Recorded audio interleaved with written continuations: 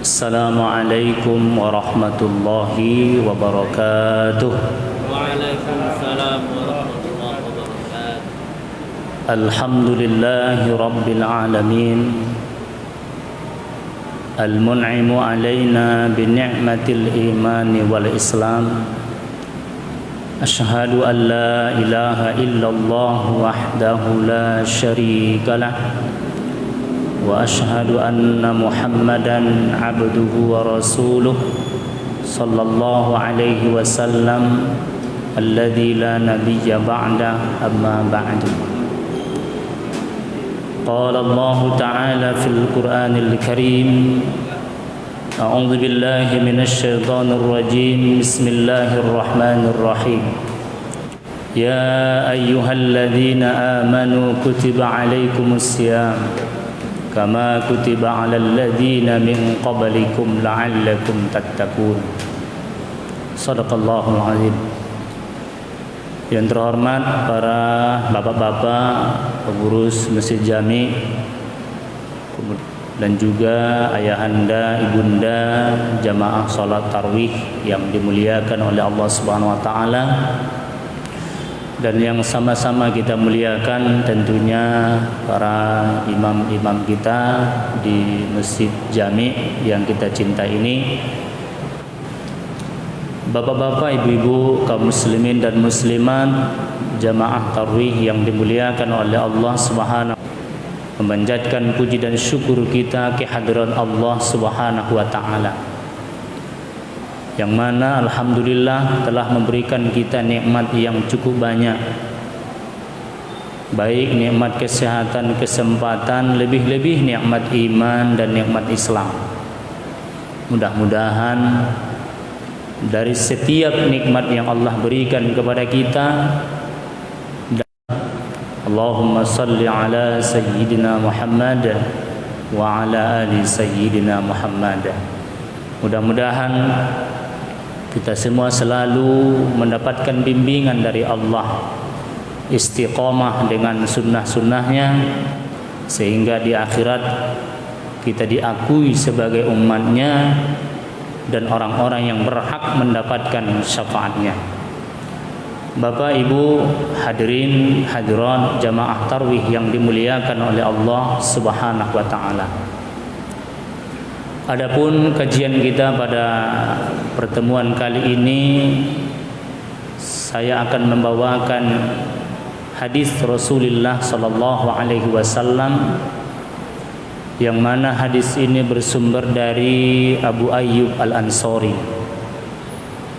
Hadis ini juga terdapat di Musnad Ahmad bin Hanbal dan juga Sunan Ibnu Majah, di mana di situ kata Abu Ayyub Al-Ansari, Ja'a rajulun ilan Nabi sallallahu alaihi wasallam qala.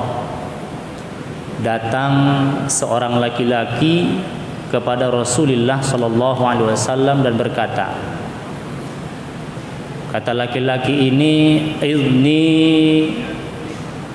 wa aujiz, wa fi riwayatin allimni wa aujiz. Laki-laki ini berkata kepada Rasulullah sallallahu alaihi wasallam, ya Rasulullah, nasihati aku dengan nasihat yang ringkas. Dalam satu riwayat dijelaskan, ajari saya dengan pelajaran yang singkat. Faqal, maka Rasulullah sallallahu alaihi wasallam berkata, idza kumta fi salatik fasalli salata muwaddi'. Pesan Nabi, nasihat Nabi kepada sahabat tadi, seorang laki-laki yang minta pesan ringkas kepada Nabi. Lalu Nabi mengatakan, idza kumta fi salatik fasalli salata muwaddi'. Apabila engkau melaksanakan salat, maka laksanakanlah salat itu, dan anggaplah salat yang kau kerjakan itu seolah-olah terakhir bagi kehidupan kamu.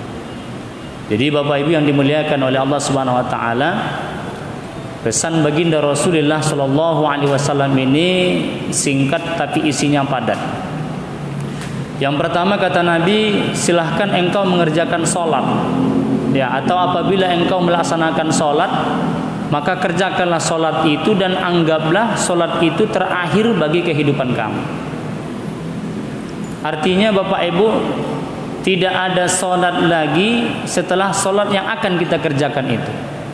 Anggaplah sholat yang akan kita kerjakan itu seolah-olah itulah sholat terakhir bagi kehidupan kita.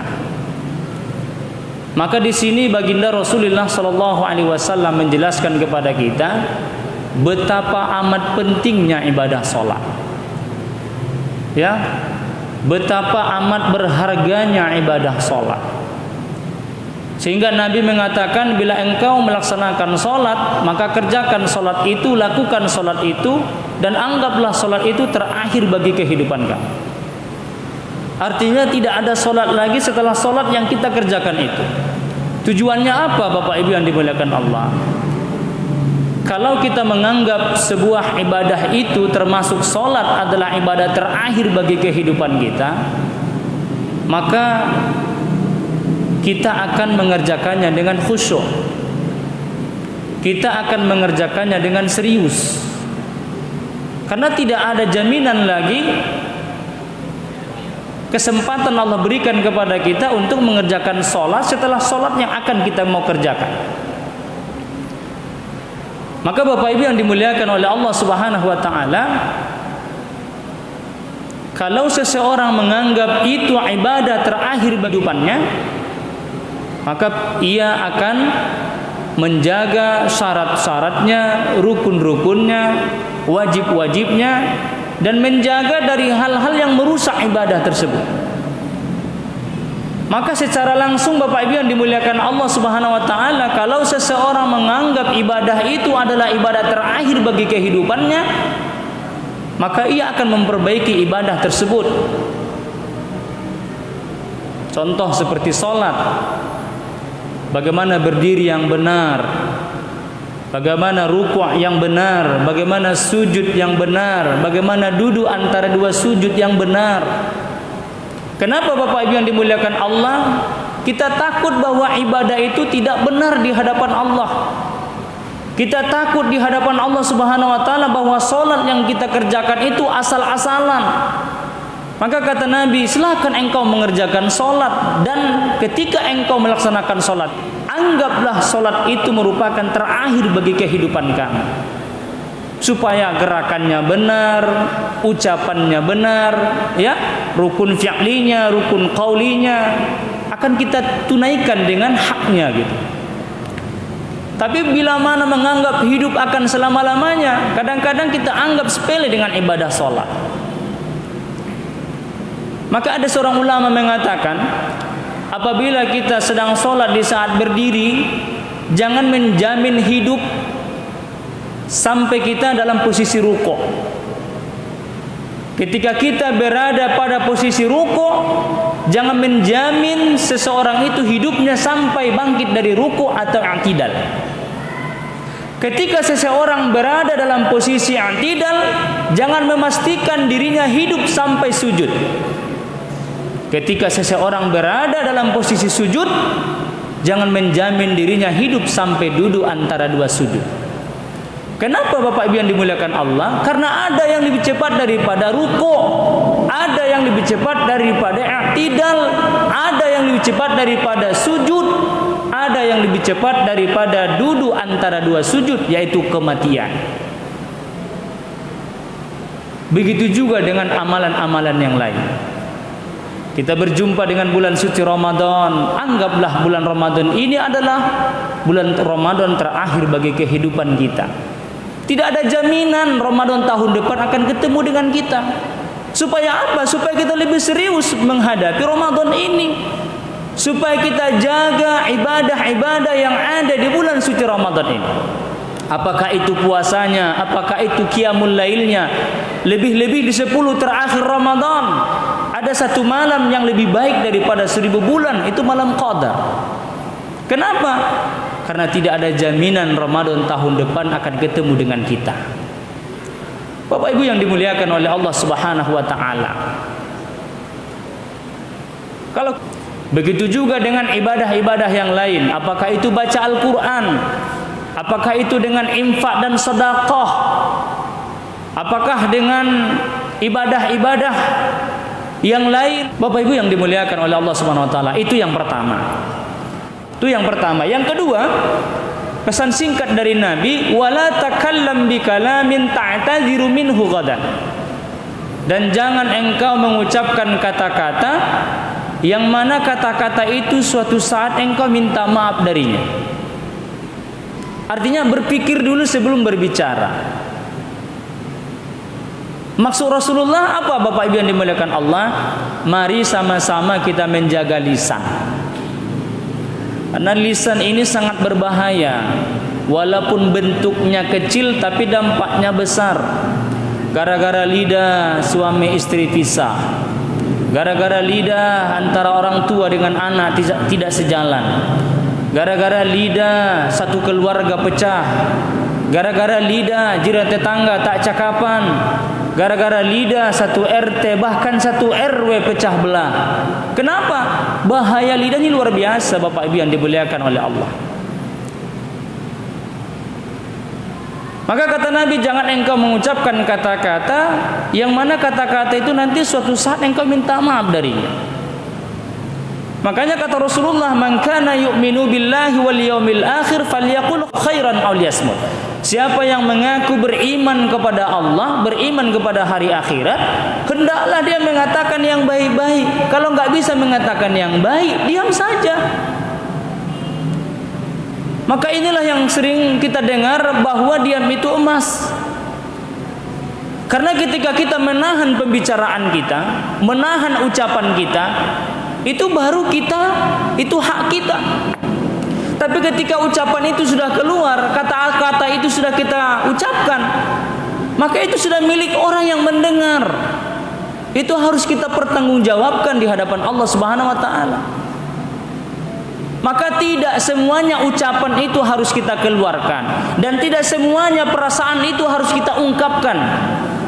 Apalagi kadang-kadang perasaan itu, mohon maaf Bapak Ibu yang dimuliakan Allah, bercampur dengan hawa nafsu. Apalagi kata-kata, ucapan, perasaan itu didorong oleh setan, maka efeknya nanti tidak akan baik. Orang tersinggung, ya, kemudian orang tersakiti dan lain sebagainya. Maka kata Nabi, jangan engkau mengucapkan kata-kata yang mana kata-kata itu nanti suatu saat membuat engkau meminta maaf darinya. Artinya marilah kita menjaga lisan kita, menjaga lidah kita. Lidah adalah sumber pahala, lidah adalah sumber dosa. Gara-gara lidah bisa menyebabkan seseorang masuk surga. Gara-gara lidah bisa seseorang masuk ke dalam api neraka. Pernah satu ketika baginda Rasulullah sallallahu alaihi wasallam ditanya oleh seorang sahabat, "Ya Rasulullah, apa amalan yang menyebabkan manusia masuk surga?" Kata Nabi, ada dua. Pertama taqwallah, yang kedua wa husnul khuluqi. Pertama memiliki takwa. Yang kedua memiliki akhlak yang baik, etika yang baik, sopan santun yang baik. Ini yang menyebabkan seseorang masuk surga. Begitu banyak amalan-amalan kebaikan, tapi dua hal inilah yang banyak menghantarkan manusia masuk surga. Lalu kata sahabat ini, "Ya Rasulullah, tadi menyebabkan seseorang masuk surga, lalu apa amalan yang menyebabkan manusia masuk neraka?" Kata Nabi, ada dua. Yang pertama al-famu, yang kedua al-farju. Yang menyebabkan seseorang masuk neraka, kata Nabi, adalah pertama al-fammu, yaitu mulut, di dalamnya ada lidah. Yang kedua wal farju, kemaluan. Begitu banyak cabang maksiat, cabang dosa Bapak Ibu yang dimuliakan Allah, tapi yang banyak menghantarkan manusia masuk neraka adalah mulut dan kemaluan. Maka Bapak Ibu yang dimuliakan oleh Allah Subhanahu wa taala, mari kita jaga lisan kita. Apabila memang yang baik ingin disampaikan, sampaikan. Apabila tidak baik, maka tahanlah lidah itu. Allah Subhanahu wa taala berfirman, "Ma yalfidhu min qaulin illa ladahi raqibun atid." Tidak ada ucapan yang kita keluarkan Tidak ada kata-kata yang kita keluarkan, tidak ada huruf demi huruf yang kita ucapkan, melainkan di situ ada malaikat raqib dan atid akan mencatat semua ucapan-ucapan kita. Maka dari itu hadirin jamaah yang dimuliakan oleh Allah Subhanahu wa taala, mari sama-sama kita menjaga lisan kita, menjaga lidah kita, tahan lidah kalau memang ingin mengeluarkan kata-kata yang tidak baik. Tapi bila mana itu bermanfaat, ada nilai-nilai kebaikan di dalamnya, dan ketika berbicara hanya mencari ridho Allah Subhanahu wa taala, jangan gantungkan harapanmu kepada makhluk. Jangan gantungkan harapanmu kepada manusia, tapi gantungkanlah harapanmu itu hanya semata-mata kepada Allah Subhanahu wa taala. Karena siapa yang menggantungkan harapannya kepada manusia, maka siap-siaplah kecewa. Sudah banyak contohnya Bapak Ibu yang dimuliakan oleh Allah, bangun dari nol persaudaraan itu sampai dia naik, sukses, orang hebat. Kita yakin dia akan menolong kita, kita yakin dia akan membantu kita. Bapak Ibu yang dimuliakan Allah, harapan kita sudah bulat, dia pasti membantu dan menolong kita. Harapan itu seujung kuku lagi, tipisnya lebih tipis daripada kulit bawang, pasti dia bantu dan tolong kita. Setelah kita datang kepada dia, apa yang terjadi? Mohon maaf, saya nggak bisa bantu kamu, saya nggak bisa tolong kamu gitu. Mohon maaf lahir dan batin gitu. Kenapa? Menggantungkan segala harapan kepada manusia yang pada akhirnya akan menimbulkan kekecewaan. Jadi bagaimana? Gantungkan harapan itu kepada Allah. Gantungkan harapan itu hanya kepada Dia. Dia siapa? La ta'khudhuhu sinatun wala naum. Dialah Allah Subhanahu wa taala yang tak pernah ngantuk dan tak pernah tidur. Dia yang menciptakan, Dia yang meniadakan, Dia yang mengatur segala jagat raya ini. Kembalikan kepada Allah Subhanahu wa taala. Maka seseorang yang menggantungkan harapannya hanya kepada Allah, dia tidak akan kecewa. Karena semua yang mengatur adalah Allah Subhanahu wa taala. Tapi ketika manusia berpaling, dia gantungkan harapannya kepada manusia, maka siap-siaplah akan kecewa pada akhirnya. Maka hadirin hadirat jamaah tarawih yang dimuliakan oleh Allah Subhanahu wa taala, pesan Nabi ini sangat bermanfaat. Ini pesan bukan hanya kepada sahabat Nabi, tapi buat kita semua. Berlaku untuk kita semua. Ketika ingin melaksanakan sholat, laksanakan sholat itu dan anggaplah sholat itu terakhir bagi kehidupan kita. Dan yang kedua, ketika kita mengucapkan kata-kata, jangan sampai kata-kata itu membuat kita suatu saat meminta maaf darinya. Artinya menyesali apa yang sudah kita ucapkan. Kemudian yang ketiga, mari sama-sama, jangan sampai sepenuhnya menggantungkan harapan itu hanya kepada manusia.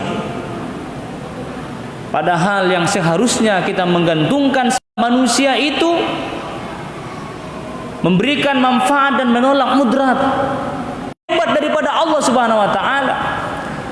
Padahal innallaha ala kulli syai'in qadir. Sesungguhnya Allah Maha, dan tentunya buat kita semua agar bisa kita amalkan dalam kehidupan sehari-hari hanya untuk mencari ridho Allah Subhanahu wa taala. Mudah-mudahan tausiah singkat ini bermanfaat buat kita semua, lebih-lebih bagi diri saya yang menyampaikan. Semoga pesan Nabi ini, pesan singkat Nabi ini bisa kita amalkan dalam kehidupan sehari-hari. Tentu kita minta taufik hidayah dari Allah Subhanahu wa taala agar mampu menjalankannya dalam kehidupan kita. Mudah-mudahan bermanfaat. Wabillahi taufiq wal hidayah, waridho wal inayah. Wassalamualaikum warahmatullahi wabarakatuh.